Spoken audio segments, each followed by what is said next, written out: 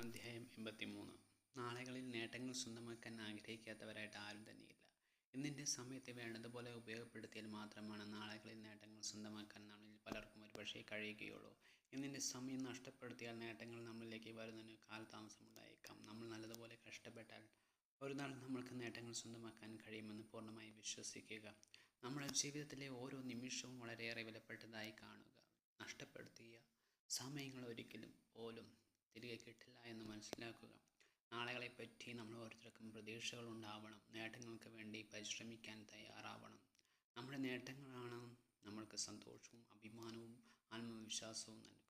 നമ്മുടെ സമയത്തെ വേണ്ടതുപോലെ ഉപയോഗപ്പെടുത്താൻ നമുക്ക് കഴിയേണ്ടതുണ്ട്. പരാജയങ്ങളിലും നഷ്ടങ്ങളിലും പ്രതിസന്ധികളിലും തളരാതെ നേട്ടങ്ങൾക്കായി അഹോരാത്രം പരിശ്രമിക്കാൻ നമ്മളെല്ലാവർക്കും സാധിക്കട്ടെ.